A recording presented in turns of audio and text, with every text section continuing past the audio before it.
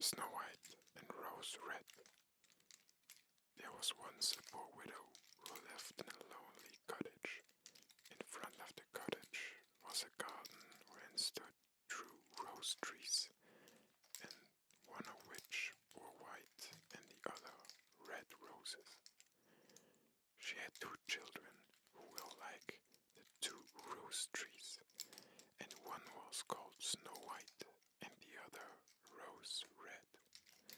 They were as good and happy, as busy and cheerful as ever two children in the world were. Only Snow White was more quiet and gentle than Rose Red. Rose Red liked better to run about in the meadows and fields seeking flowers and catching butterflies. But Snow White sat at home with her mother and helped her with her housework or read to her when there was nothing to do. The two children were so fond of each another that they always held each other by the hand when they went out together, and when Snow White said, "We will not leave each other," Rose Red answered, "Never so long as we live."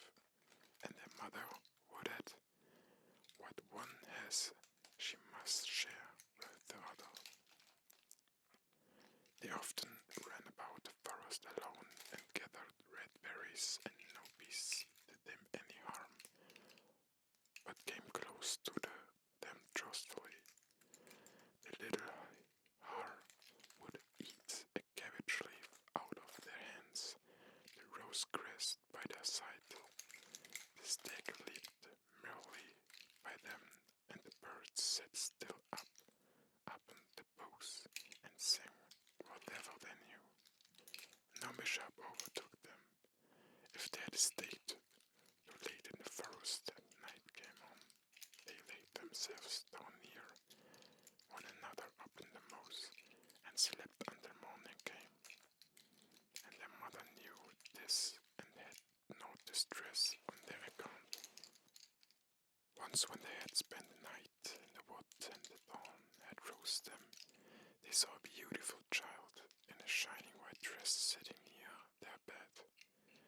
He got up and looked quite kindly at them, but said nothing, and they went away into the forest.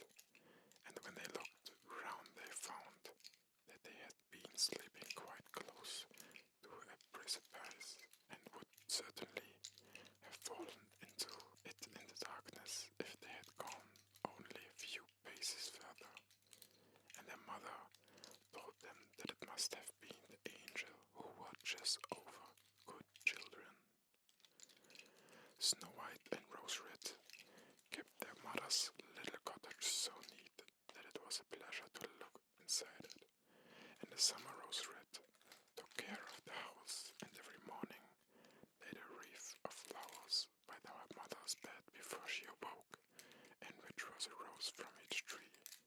In the winter, Snow White lit in a fire and hung the kettle on the wagon. The kettle was of copper and shone like gold, so brightly was it polished. In the evening, when the snowflakes fell, the mother said, "Go, Snow White," and bolt the door. And then they sat down on the hearth, and the mother took her spectacles and read aloud out of a large book.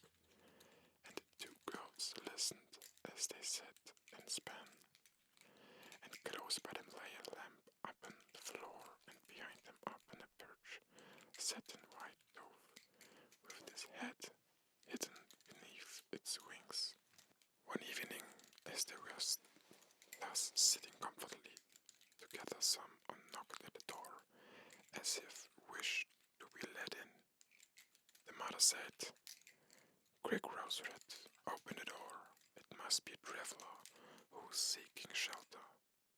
Rose Red went and pushed back the bolt, thinking that it was a poor man, but it was not. It was a bear that stretched his broad black head within the door. Rose Red screamed and sprang back. The lamp bleated, the dove fluttered, and the Snow White hid herself behind the mother's bed. began to speak and said, "Do not be afraid. I will do you no harm. I'm half frozen and only want to warm myself a little beside you." "Poor bear," said the mother.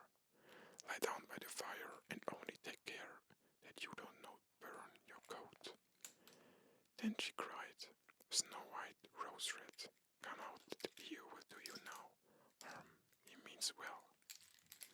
So they both came out, and by the lamb and dove came nearer and were not afraid of him. The bear said, "Here, children, knock the snow out of my coat a little." So they brought the broom and swept the bear's hide clean, and stretched himself by the fire and clothed contentedly and comfortably. I was not longer before the crew quite at home and played tricks with their clumsy guest. They tugged his hair with their hands, put their feet up into his back and rode him about, or they took a hazel switch and beat them, and when he growled by lark, the bear took it all in good part.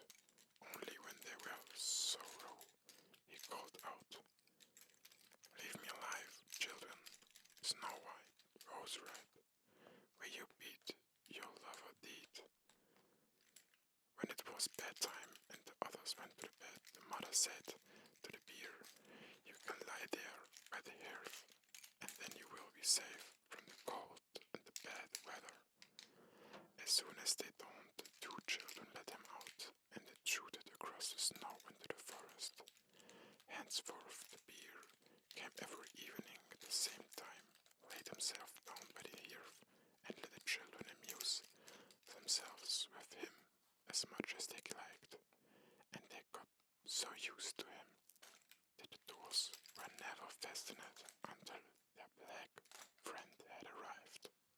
When spring had come and all outside was green, the bear said one morning to Snow White, "No, I must go away and cannot come back for the whole summer." "Where you are going then, dear bear?" asked Snow White. "I must go into the forest and guard my treasures from the wicked dwarfs.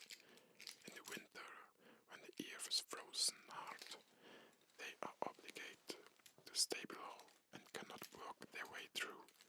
But now, when the sun is taught and warm the earth, they break through it and come out and prey and steal, and what once gets into their hands and in their caves does not easily see daylight again."